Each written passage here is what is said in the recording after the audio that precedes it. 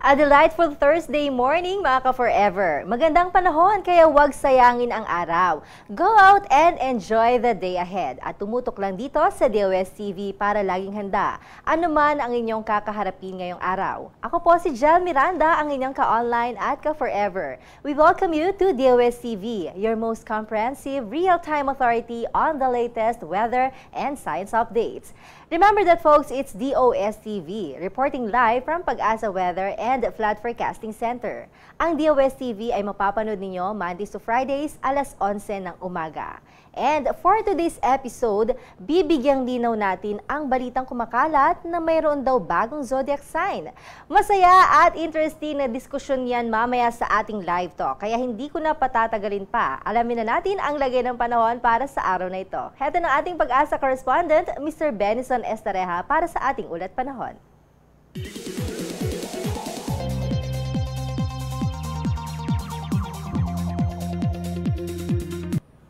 Thank you, Ms. Jel. Good morning sa iyo. Good morning din sa ating mga viewers ng DOS TV. Sa ngayon po, wala pa rin tayo nakikita na low pressure area or bagyo na maaaring makaapekto sa ating bansa sa susunod na 3 araw.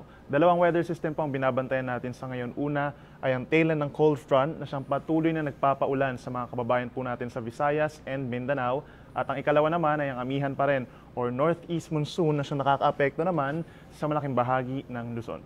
Silipin muna natin ang magiging weather for Luzon kung saan mapapansin po natin bahagyang maulap hanggang sa maulap ang nararanasan ng ating mga kababayan. Pinakamaulap lang sa ngayon dito sa may parteng Mindoro, Marinduque, Romblon and Bicol region area.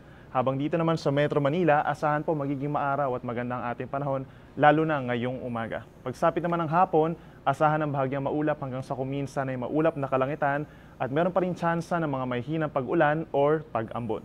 Samantala sa mga kababayan naman po natin sa Visayas and Mindanao, patuloy po ang maulap na kalangitan at pinakamalakas ang concentration ng mga pag-ulan dito po sa malaking bahagi ng Central Visayas, lalawigan ng Southern Leyte, gayon din sa Caraga, Northern Mindanao at Zamboanga Peninsula. Moderate to occasionally heavy na mga pag-ulan ang mararanasan na posible magdulot ng pagbaha sa mga low-lying areas or landslides naman sa mga bulubundukin na lugar. Habang dito naman sa natitirang bahagi ng Visayas at natitirang bahagi din ng Mindanao ay asahan ng light to moderate rains for the next 24 hours at may chance rin ng mga pagkidlat, pagkulog.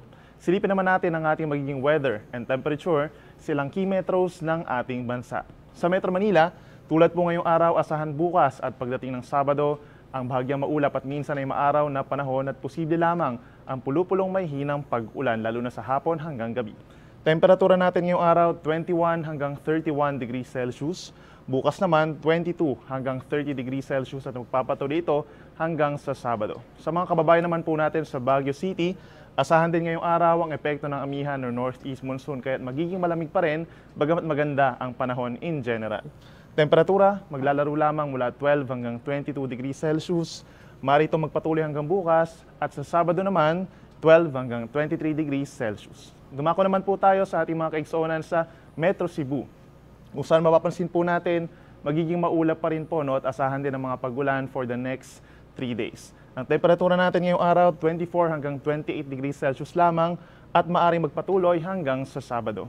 At sa kahulihan naman, Metro Davao, ngayon pong araw ay magiging maulap at meron din pong mga mahina hanggang katamtamang mga pag-ulan at pulupulong pagkidlat pagkulog.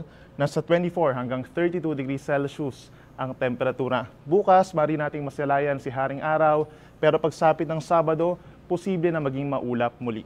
Temperatura naman, 25 hanggang 33 degrees Celsius pagsapit ng Friday. Meron pa rin po tayong gale warning dahil sa northeast monsoon or amihan. At ito ay sa maraming baybayin po ng Luzon at Visayas. Kabilang na ang baybayin ng Aurora, Quezon, kabilang na ang Polillo Island, Camarines Provinces, Catanduanes, Albay, Sorsogon, Masbate, kabilang na ang Burias and Ticao Islands. Meron din po tayong matataas na alon sa Batangas, Occidental and Oriental Mindoro, Marinduque, Romblon, Palawan. Meron din po tayong matataas na alon sa Aklan, Antique, Capiz, Iloilo, Guimaras, Negros Occidental, Southern Coast ng Bohol. Meron din po sa Siquijor, Northern Samar, Eastern Samar, Eastern Coast ng Leyte at ng Southern Leyte. At meron din po tayong gale warning sa Dinagat Province at Surigao del Norte, kabilang ng Siargao Islands. Kaya hanggat maaari ay bawal muna na pumalaot ang ating mga kababayan doon na may maliliit na sasakyang pandagat. Silipin naman natin ang ating magiging sunset and sunrise. Si Haring Araw ay lulubog 5:48 ng hapon mamaya at sisikat naman ito bukas 6:25 ulit ng umaga. Mula pa rin dito sa Weather Forecasting Center ng DOST Pag-asa, ako po si Benison Estareja na nagsasabing sa anumang panahon, Pag-asa ang magandang solusyon. Happy Thursday po.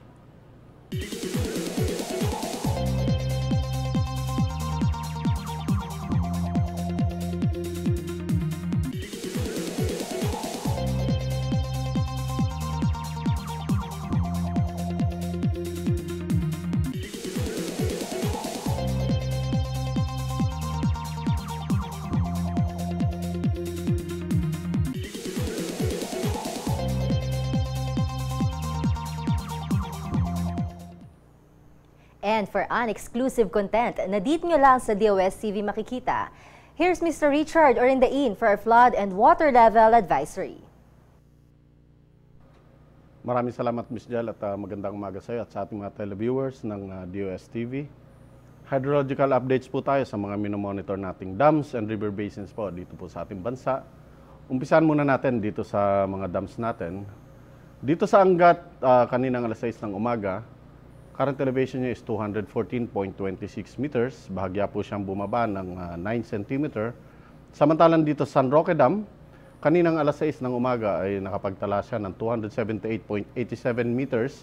And bahagya rin po siyang bumaba ng 19 cm. And dito po sa Pantabangan Dam, current elevation niya kaninang alas 6 ng umaga is 205.01 meters. And wala po itong pagbabago. Ganun din po kahapon ng alas 6 ng umaga hanggang sa ngayon. Samantalang dito naman sa Magat Dam, current elevation niya kaninang alas 6 nga ng umaga is 192.41 and bahagya rin po itong bumaba ng 6 cm. And then, mayroon po tayong inisyo ng mga general flood advisory, particular po dito sa Visayas and Mindanao. Umpisan po natin dito sa Visayas. Sa Western Visayas po, particular itong Antique, Capiz, Iloilo, and Aklan. And then sa Region 7 po, itong Central Visayas, particular itong Cebu, Negros Oriental, and Bohol.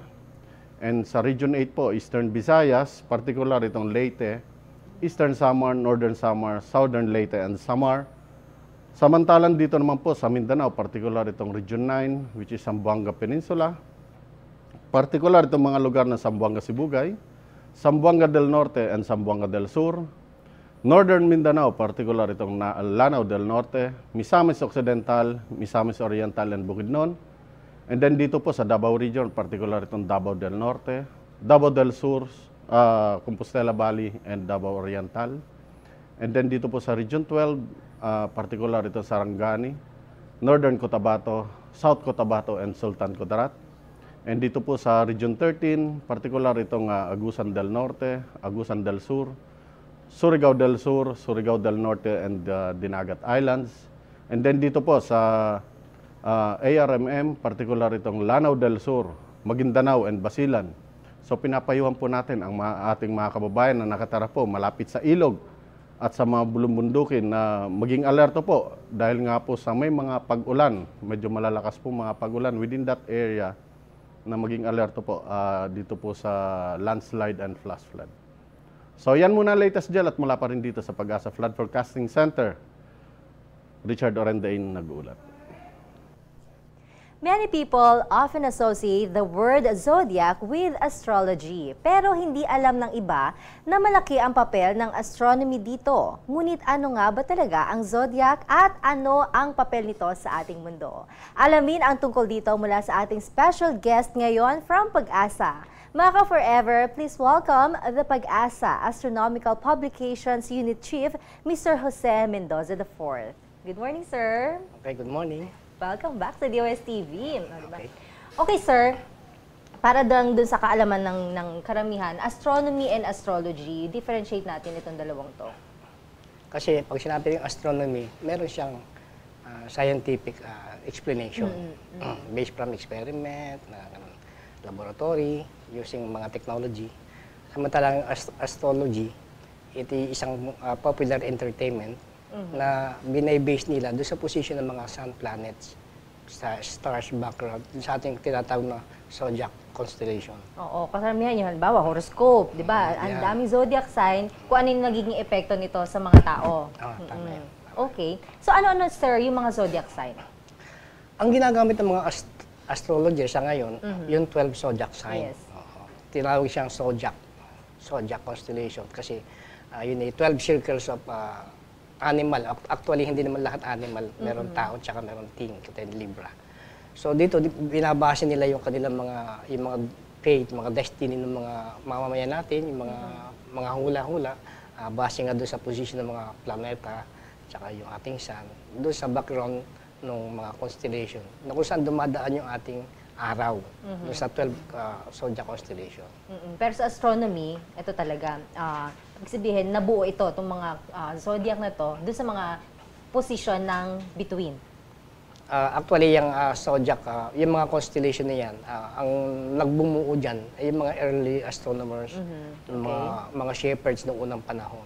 So, inadapt lang ng ating ng IAU, International Astronomical Union, bumuo sila ng 88 constellation. Actually, there are 88 constellation which comprises the whole dome, astronomical dome. 88 lahat yan. 88, ang dami pala. Madami ang constellation. Pero yung 12 zodiac na to, bakit 12 lang? Kasi yung 12, dyan dumadaan yung ating araw, tsaka yung ating buwan, tsaka yung mga planeta.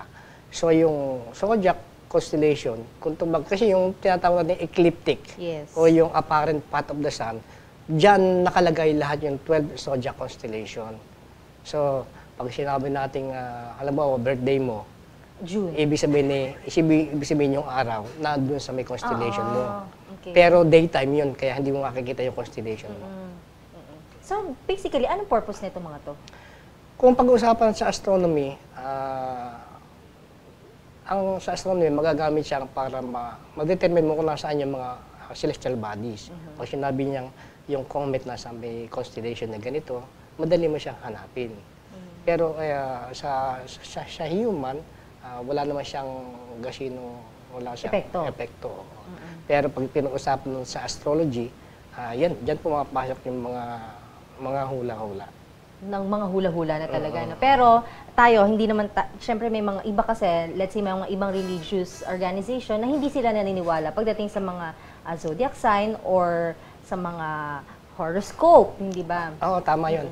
Kasi hindi lahat ng religion sector nagpapabor doon sa tinatawag nila mahula-hula, doon sa faith based from the zodiac constellation. So, depende. Okay. Kanina nabanggit natin na meron talagang 12 at alam natin yung mga zodiac sign na yan 12. Pero sa ngayon daw, sir, meron daw bagong zodiac sign. Actually, yung sinasabi nilang bagong zodiac sign, yung Ophiuchus, constellation of Ophiuchus, or the serpent bearer. Actually, anong panahon pa ni Babylon, that was 3,000 years ago, actually, alam nila 13 constellation yon. Kaya lang, yung Babylon calendar, ay meron silang 12-month calendar. So, initsepera nila, pumili sila, at inalis nila yung Ophiuchus. So, ngayon, inadapt nila yung 12 zodiac constellation.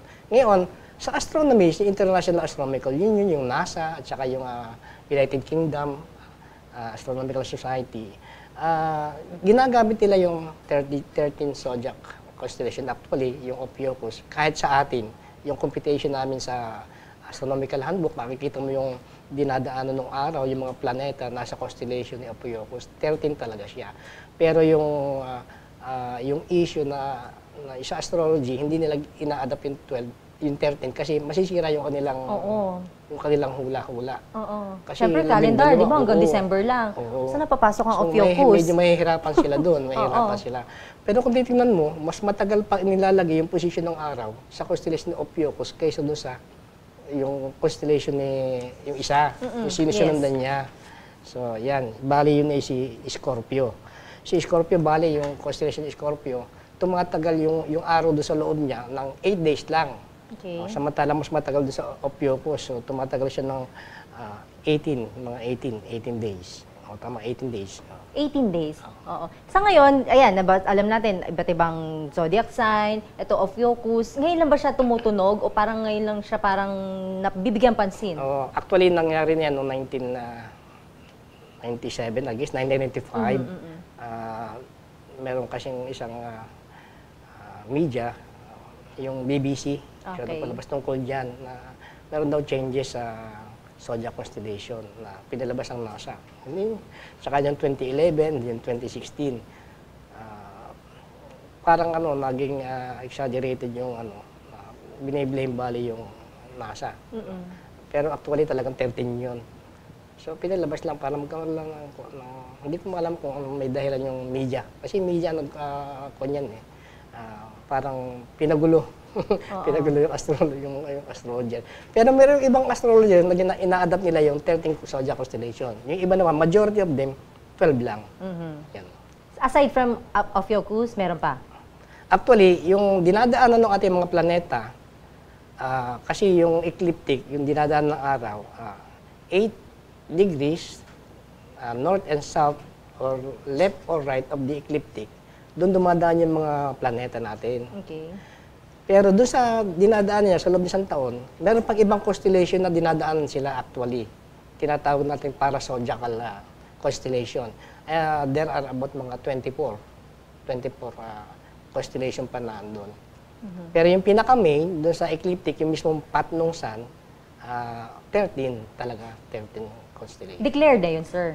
Sa International Astronomy, Astronomical Society, talagang ginagamit yung 13 constellation.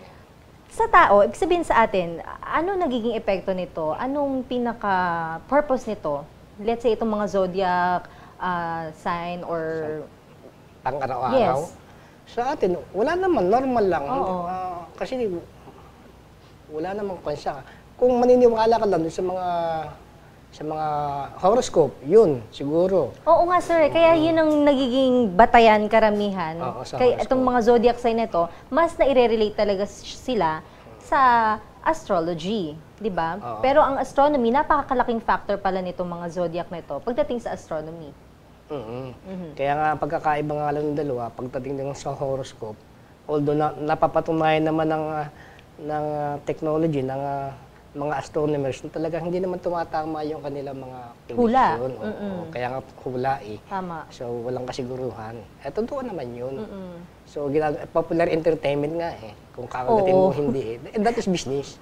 Oo, business talaga. No? Kaya yung mga taga-subaybay natin, sabi nga lang kasi, ma'am, ay ni sir, ang kapalaran daw natin, nakabatay daw sa mga bituin. O, di ba? Oo. So, huwag masyadong paniwala yung mga ganun. Siguro nagkakataon lang na tumatama yung hula. Sa dami ng tao. Oo, di ba? Halimbawa, pareho tayong Gemini. Pareho kaya tayo ng kapalaran?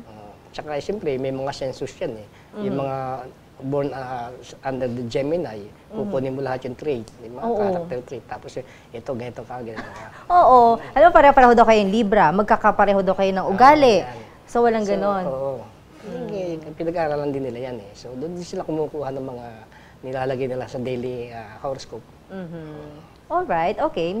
Sige, ang Ophiuchus, sir, saan pala nakapwesto? Saan nakaposisyon? Nasa pagitan siya ni Libra, ni Scorpio, tsaka ni Sagittarius. Tuwing ano to? buwan ng November. November 30 to December 17. Okay. Okay. So, bali yan. Yun. Actually, nasa may malapit siya sa equator. Malapit sa equator, sa bandang south. And then, kung gusto niyo makita talaga yung constellation ni Ophiuchus, pwede niyo gumamit yung software. Yung tinatawag natin Stellarium. Okay. That is a free software. Pwede niyo i-download sa computer niyo. Tapos pwede niyo ilagay niyo lang yung lugar niyo kung saan makikita niyo yung mga visible na constellation, stars, planets, pati yung mga eclipses na andyan. Makukuha mo yung exact. Diyan makikita mo rin yung ginagawa natin ng mga sunrise, sunset, moonrise, moon. Ma-check niyo kung tama yung sunrise, sunset. Ganon. Diyan sa Stellarium. It is a very powerful astronomical software.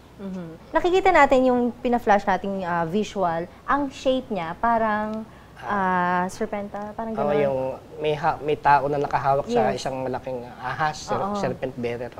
Siya yun. Ayun, napakagaling ano, 'di ba? Parang lahat talaga kumbaga gawa ng Diyos eh. Di ba? And meron kayong mga events ngayon. Siyempre, alam natin, pinalalakas natin lalo sa mga kabataan, sa mga estudyante, na magkaroon ng interest pagdating dito sa mga bagay na ito. Yung mga events kasi pagdating sa astronomy, diyan mo lang malalaman, madidetermine yung mga position ng mga, halimbawa, yung mga comet. Saan mo ba hahanapin yung comet? Nasa constellation na ganito. So pag alam mo yung constellation, kung nasaan nakapwesto yung constellation, madali mo lang makita yung comet. Katulad yung comet na yung Honda, di ba? Meron lumalabas na yung comet Honda. Actually, visible sa naked eye siya, mga magnitude +6. Pero kung gusto mong kunan ng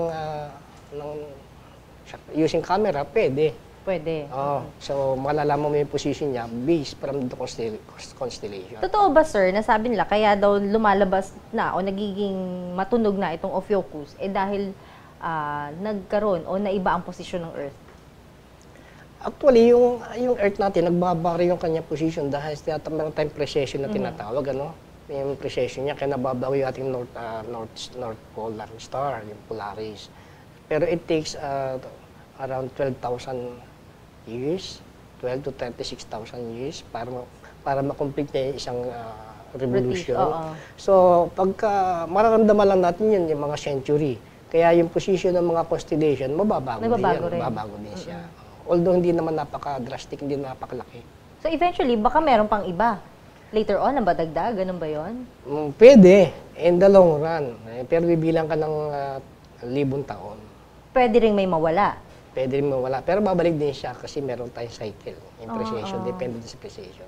Ang mga bituin, yun, katulad nun, sabi natin, pwede mawala, nagbabago talaga sila mga position. Oo, actually, everything is moving. Kaya lang, napakalalayo ng mga stars. Kaya yung star map mo, yung star map natin, every 50 years, binabago natin yun kasi iba na yung position ng mga stars doon sa mapa. Maliligaw ka na. So, ganun yan. Sa dami ng bituin, ano? Di ba kagaya ninyo, talagang tutok na tutok kayo. Ilang years na kayo sa astronomical division, hindi ba? Yan lang talagang tinututukan ninyo. Lalo na pag nasa observatory ka, gumawa ka ng observation sa mga stars. Alright. Siyempre, sir, baka meron kayong mga huli pang final message dun sa ating mga taga-subaybay. Baka meron kayong mga upcoming projects or events pala. Meron kaming National Astronomy Week this coming February. We will be celebrating the 1-week National Astronomy Week, February 20 to 24. Pero yung event natin, magkukondak kami ng seminar workshop sa mga science teacher, public science teacher, at saka star party contest sa mga selected science school, public science school sa Pili, Camarines Sur, Region 5. Kasi noong 2015, nanggaling kami sa Region 1, sa Lawag. Then ngayon sa Bicol kami, next year Visayas, then Mindanao. Layo, no? So talaga nakalatag na kayo may timeline na kayo hanggang buong taon na to. Yes. At syempre, mga estudyante, at ang planetarium, nandito lang, sir, di ba? Invite natin yung lalo na yung mga student na siguro to visit or... Hindi, actually, meron kaming pinopurchase. Meron kasi i-deliver na yung mobile planetarium. Magbibigyan namin ang Region 1, ang Region 2, Region, tsaka ang Visayas, Mindanao. Magkakaroon sila ng mobile planetarium, yung dome. So, pwede na silang pumunta doon. And then, magpupunta din kami ng actually, ongoing na maglalagay kami sa Bisaya, most probably sa Cebu, ng isang planetarium. Tapos, ongoing na yon o plano pa lang? Meron may plano ng ginagawa yon pero 2017 siguro initial, mga 2018 baka magsimula ang project. And then yung sa Cagayan de Oro or Davao, isa ding planetarium. Seating capacity mga 100. Laki. Malaki yun. Kasi laki nung dito sa atin. Mas malaki pa dito. Mas malaki na konti. So, aside lang, from... mas advanced yung technology, mas digital na. Ngayon ba, talagang kumpleto na tayo? Mga equipment?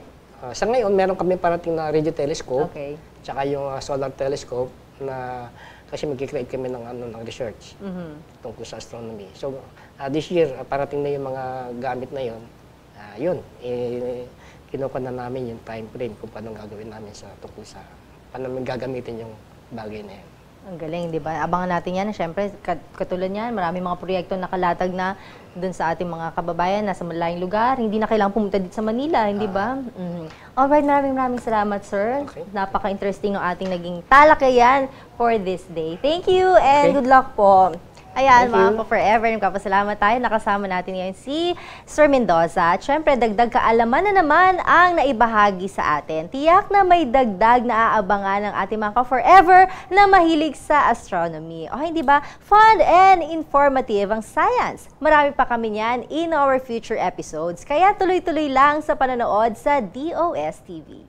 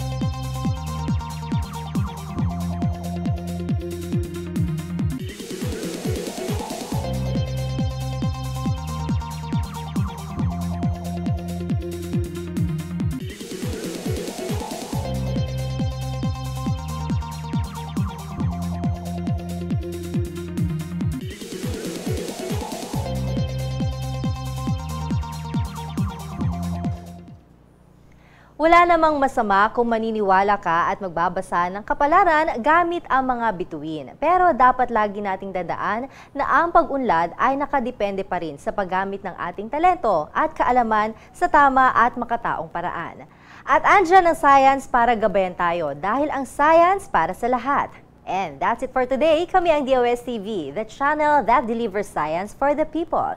Kahit anumang panahon ang dumating, babalik kami kenood lang alas 11 ng umaga, Mondays to Fridays. You can visit our webpage at www.dostv.ph and subscribe to our YouTube channel, www.dostv.ph/YouTube. Or follow our Twitter and Instagram page, DOSTVPH, and like our Facebook page, facebook.com/DOSTVPH. Kaya click na at mag-login para lagi tayong magkasama. Kami ang DOS TV na laging nandyan. May bagyo man, kulog o kidlat, hindi namin kayo iiwan. Dahil laging tandaan, weather is forever.